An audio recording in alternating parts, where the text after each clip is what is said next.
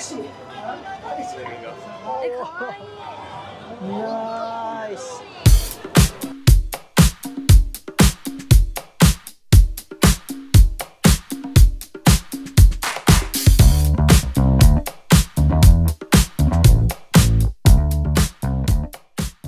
Welcome to Universal Studios. We are in Japan. The national anthem outro.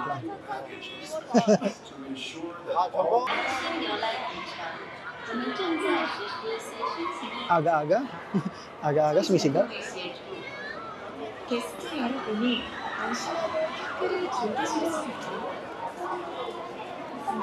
Dapat meron kayong ganito. Better if you purchase it online bago kayo pumusan dito para dire-diretso na lang.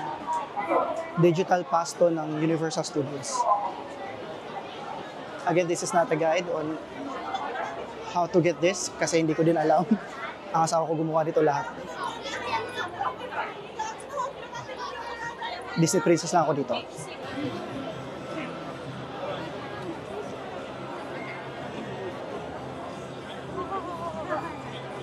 Entrance pa lang, ang haba na. May batang nadapa. Ayaw na pumasok, pagod na siya. Mamaya na, kita tayo mamaya pag nakapasok na kami.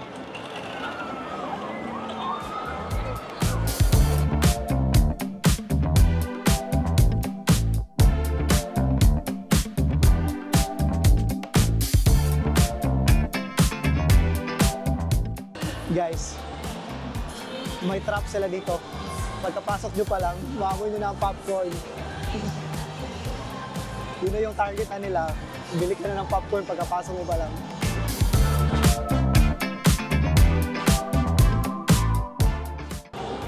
Quick rule pala dito. Bawal magdala ng selfie sticks. Even yung mga gimbals nyo, minimeasure nila dapat hindi lalagpas ng ito sa kamay. Dapat handheld lang lahat. Yung mga selfie sticks bawal. Even yung mga hindi extendable na mga sticks, if it's higher or bigger than your palm, bawal siya ipasok dito.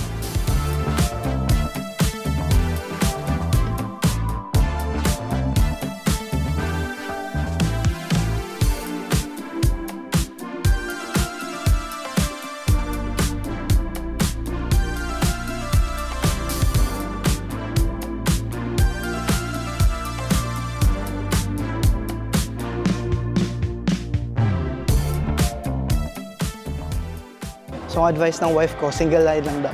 If dalawa lang kayo, huwag na kayo magsama para mas mabilis. Kasi pag single line ka, isisingit ka nila dun sa mga butal-butal. Kaya para mas mabilis. So, kung hindi naman kayo masyadong clingy, pwede kayo mag-single line. I don't know, hindi ko pa actually alam kung anong ride na meron, pero anong ride na meron, pero okay, let's see. So, as expected sa Universal, mahaba talaga ang pila. Parang nasa mga 80 minutes ata ang waiting time dito sa Harry Potter na ride. I was already advised na ng wife ko na mag-prepare na daw ako sa mahabang pila talaga. Parang ang average, hindi, parang ang minimum is nasa mga 65 minutes ang mga rides. Minsan umabot ng 90 minutes eh. Kaya, patience talaga. Kung gusto mo pumunta dito, patience talaga.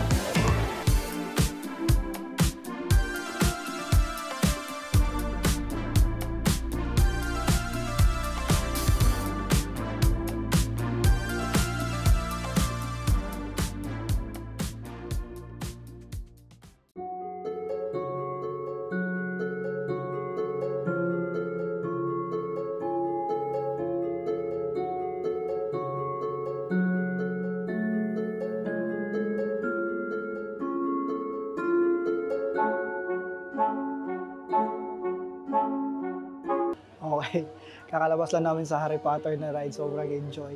So basically, pagkapasok nyo, sasakay kayo and then nag-start siya ng parang naglalaro ka ng Quidditch, tapos may biglang habol na dragon sa'yo, tapos pupunta kayo sa Dark Forest, merong mga Dementors. Basta enjoy. Enjoy siya masyado. Hindi lang siya pwede pag may motion sickness ka kasi para kasi nahuhulog, tapos lumilipad. Pero enjoy siya totally. Highly recommended na pumunta kayo doon. And then pag nag-CR ka, Maririnig mo yun si yung si Ghost Girl, yung si Myrtle. Ano pa? Ano ba niya? Moaning? Oh, si Moaning Myrtle. Akala ko talaga, yung toilet nakatabi, yung nagbabubble-bubble. Yung pala, yung ghost pala ang nagbabubble-bubble na sound. Enjoy. Anyway, on to the next ride.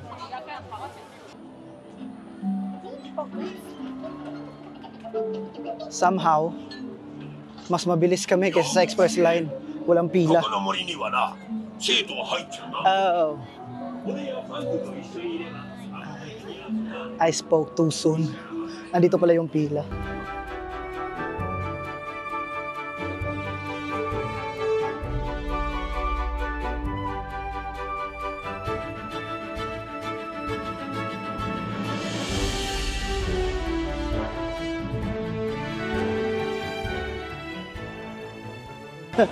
Umalis kami sa pila. Ang tagal pala noon, 150 minutes pala yung pila na yon. And masyado siya mababa kasi isang ride lang. So nag-decide na lang kaming umalis. Pipili lang kami dito sa Butterbeer. Okay, divide and conquer kami ngayon. Ako ay maghahanap ng pagkain. Yung asawa ko ay nandoon nakapila sa Butterbeer. Gusto niyang kumuha ng memorabilia na baso. Ano ba nandito? Tara, maghanap tayong pagkain.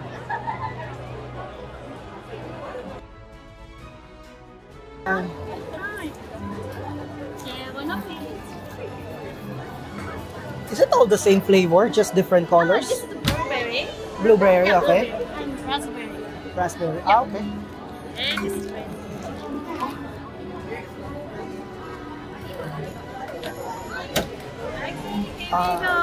Pretty.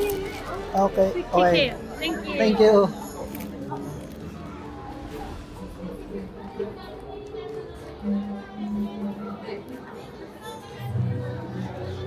Okay. Medyo mahaba ang pila for the churros, but dito na. So, blueberry and raspberry. Nandiyan na din yung wife ko, dala niya na yung butterbeer. By the way, butterbeer doesn't really have beer inside, so okay lang. Pero sobrang tamis. Sobrang tamis, so I don't know if gusto nyo ipainom sa mga anak nyo. Just in case iniisip nyo gawin yun. Anyway, kain muna kami.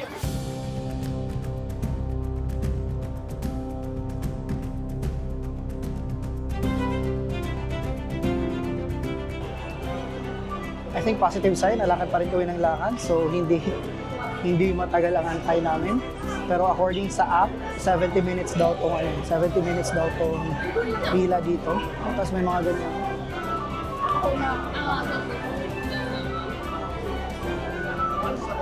May mga memorabilia ka makikita dito. I don't know lang how legit. Like, gaya nito, yung mga ganyan. I don't know if sa movie ba talaga yan.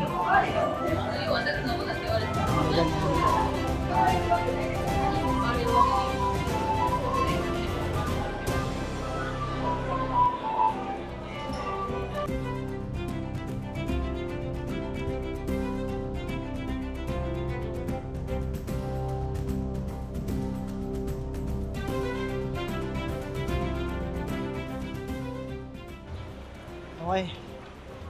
Nandito kami ngayon sa Waterworld, naglalakad kami pumunta doon. Meron daw kasing show by 1 p.m. and then ang next daw kasi is 3 p.m. and time check 12:52 na, kaya mapapadali kami pumunta. Mamaya ko na ikukwento ano nangyari dun sa Joe. Punta muna kami sa Waterworld. I don't know if pwede mag-video dito kasi sa job bawal na mag-video. I think bawal din dito. So, pasok na kami and then bataan ko na lang kayo.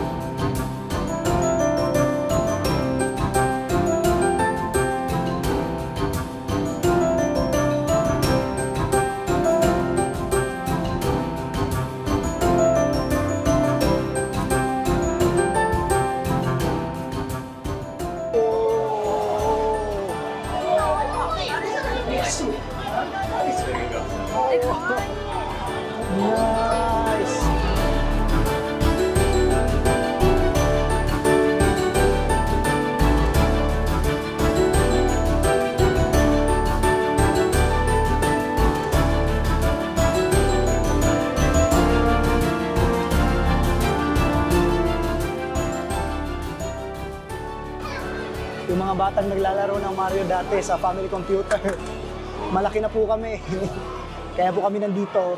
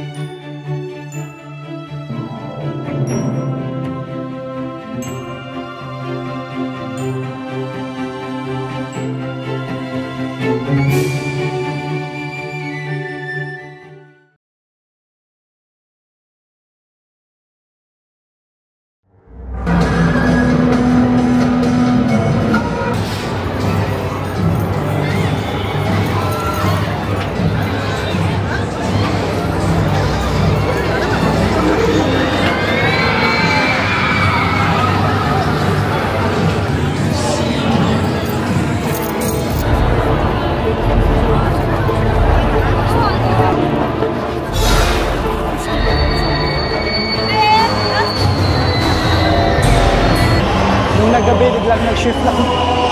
Naging Halloween ang buong park. Dragon booth, horror houses.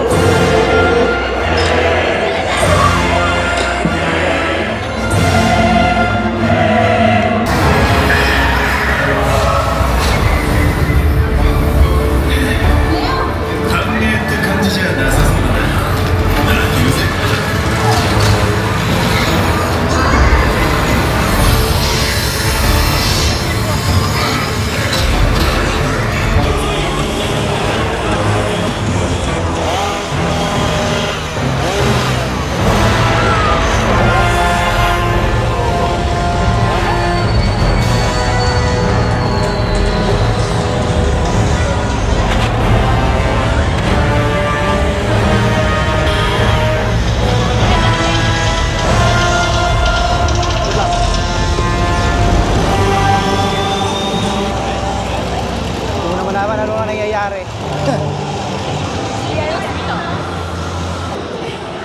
Chainsaw Man, this will be the last ride or last show we'll be going for the day.